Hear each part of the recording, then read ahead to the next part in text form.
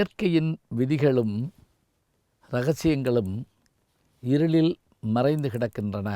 கடவுள் நியூட்டன் பிறக்கட்டும் என்றார், ஒளி பிறந்தது.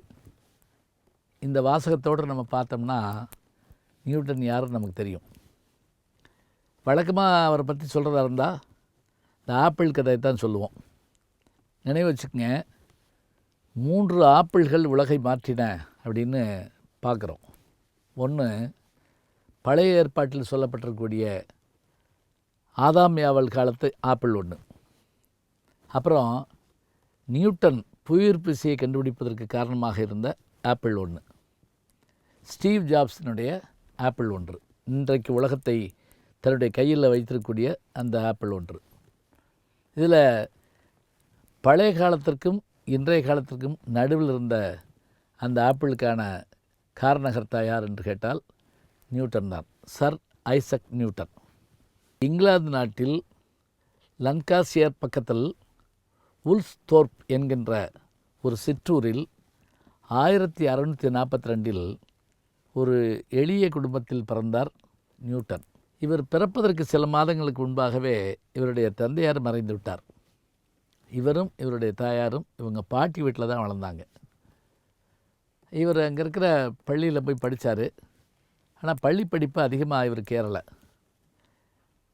இவர் சிறு பிள்ளையாக இருந்தபோது இவரை காட்டில் சின்ன பையன் ஒருத்தன் இவரை கடுமையாக கேலி பண்ணி இவருக்கு கல்வி இல்லை அப்படிங்கிற மாதிரி அவன் கிண்டல் பண்ணியிருக்கான். இது வகுப்பு தோழர்கள் நடக்கிறது தான். ஆனால் இவர் கோவம் வந்து அவனை ஓங்கி ரொம்ப கடுமையாக தாக்கிட்டாரான். அப்புறம் தாக்கின பிறகு என்ன நினச்சிருக்காரு, சார் நமக்கு படிப்பு இல்லை, அப்படி படிப்பு வரலைங்கிறதுனால தானே இப்படி பேசுகிறாங்க அப்படின்னு சொல்லிட்டு மிக கடுமையான படிப்பில் தன்னை ஈடுபடுத்தி கொண்டாராம். இவருக்கு என்னென்ன தெரியும் அப்படிங்கிறத ஆச்சரியமாக இருக்குது. இவருக்கு என்னென்ன துறைகள் தெரியும்? இயற்பியல், இயற்பியல் சார்ந்த மெய்யியல், ரசாயனம், வேதியியல் என்றிய பல்வேறு துறைகளில் இவர் ஈடுபட்டிருக்கார். அதோடு மட்டுமில்லை, இவர் படிக்க வைப்பதற்கான வாய்ப்புகள் குறைவாக இருந்த உடனே வேலைக்கும் போயிருக்கார். பிறகு லண்டனில் கேம்பிரிட்ஜ் கிறித்தவ கல்லூரியில் இவர் கொஞ்ச நாள் படிச்சிருக்கார். பிறகு பேராசிரியராக சில ஆட்கள் பணிபுரிஞ்சிருக்கிறார். ஆனால் எப்போவும் என்ன அப்படின்னு கேட்டிங்கன்னா, இயற்கை பற்றியும் அதனுடைய தன்மை பற்றியும் இவருடைய அறிவு வேலை பார்த்துக்கிட்டே இருந்திருக்கு.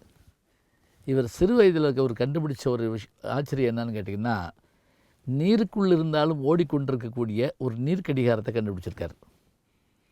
இதெல்லாம் வெளியில் தெரியாது ரொம்ப பேர்த்துக்கு. அப்போ யாரும் அதை பெருசாகவும் எடுத்துக்கல, அதை நம்பவும் இல்லைன்னு கூட வச்சுக்கங்களேன். எப்போவுமே பெரியாளான பிறகு சொல்லக்கூடிய எல்லா விஷயத்தையும் உலகம் நம்பும். பெரியாளாகிறதுக்கு முதல்ல சொல்லக்கூடிய உண்மைகளை கூட இந்த உலகம் ஏற்றுக்கொள்ளாது. அதனால தான் கஷ்டப்பட்டு பெரியாளாகணுங்கிறது.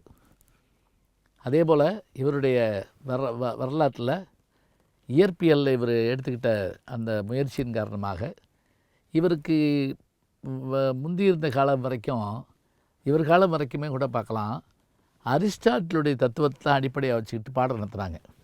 ஆனால் இவர் என்ன பண்ணார் அப்படின்னா, இவர் யாருடைய வழியை பின்பற்றார் அப்படின்னா, கலீலியோ, கோப்பர்னிக்கஸ் இவங்களுடைய வழியை தான் பின்பற்றார். அப்படி பின்பற்றியதன் காரணமாக இவர் ஒரு தொலைநோக்கியும் கண்டுபிடிக்கிறார். அப்படி கண்டுபிடிச்சி ஜூபிட்டர் கிரகத்தை பற்றியும் ஆராய்ச்சி பண்ணியிருக்கிறார்.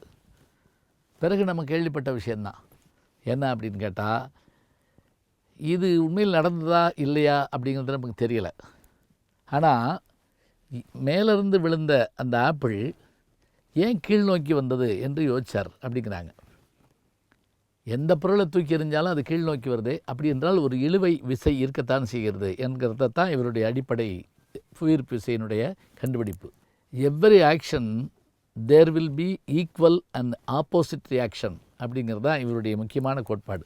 எந்த ஒரு விசைக்கும் அதற்கு சமமான எதிர் விசை உண்டு, இதுதான் உண்மை.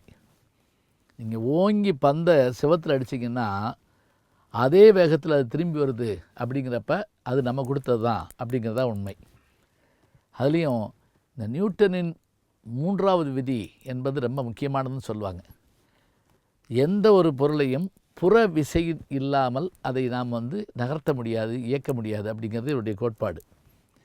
இன்றைக்கு நமக்கு இவையெல்லாம் எளிமையாக தெரியலாம். ஆனால் விஞ்ஞானம் வளர்வதற்கு முன்பாக, அதாவது மின்சாரம் கண்டுபிடிப்பதற்கு முன்பாக, பல்பு கண்டுபிடிப்பதற்கு முன்பாக, மோட்டார் கண்டுபிடிப்பதற்கு முன்பாக, நம்முடைய கையில் வைத்திருக்கக்கூடிய செல்ஃபோன் டெலிஃபோன் கண்டுபிடிப்பதற்கு முன்பாக, வானொலி கண்டுபிடிப்பதற்கு முன்பாக இவற்றை யோசித்து செய்கிறதாக இருந்தால் எத்தனை பாடுபட்டிருக்க வேண்டும்னு பாருங்கள்.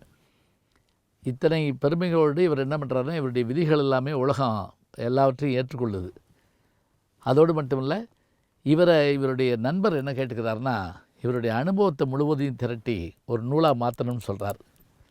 அப்படி வந்த நூல் தான் இன்றைக்கு இருக்கக்கூடிய அறிவியல் பற்றிய நூல்களுக்கெல்லாம் மிக முன்னோடியான நூல் அப்படிங்கிறாங்க. Mathematical principles of natural philosophy. இந்த புத்தகம் அப்படியான ஒரு அருமையான அறிவியல் செய்திகளை கொண்ட நூலுங்கிறாங்க. தமிழில் மொழிபெயர்க்கப்பட்டிருக்கான்னு நமக்கு தெரியல. தன்னுடைய இறுதி காலத்தில் இவர் தொடர்ந்து சிந்தித்ததன் காரணமாக பாதிக்கப்பட்டு தூக்கமில்லாத நோயால் இவர் கஷ்டப்பட்டார் நம்ம பார்க்குறோம். அதிகமான சிந்தனையின் காரணமாக தூக்கமின்மை என்கிற ஒரு வியாதி இவரை பிடிச்சிருக்குது.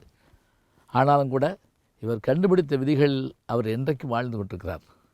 1727ஆம் ஆண்டு இவர் கடைசி காலத்தில் நோய்வாய்ப்பட்டு மரணமடைந்தாலும் கூட இன்றைக்கும் நியூட்டனுடைய விதி என்று சொல்லுகிற போது புவியீர்ப்பு விசை என்று நாம் பார்க்கின்றோம்.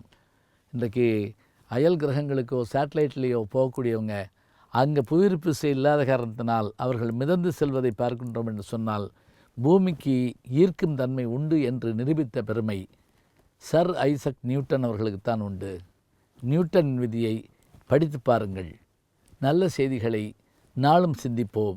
நாளை சந்திப்போம். அன்பிற்கினிய யூடியூப் நேயர்களே, நீங்கள் என்னோடு இன்னும் நெருக்கமாக தொடர்ந்து வர வேண்டும் என்று சொன்னால் இன்ஸ்டாகிராம், ட்விட்டர் போன்ற பதிவுகள்லையும் என்னை நீங்கள் தொடருங்க. பின்தொடர்ந்து வாருங்கள். நாம் எல்லோரும் முன்தொடர்ந்து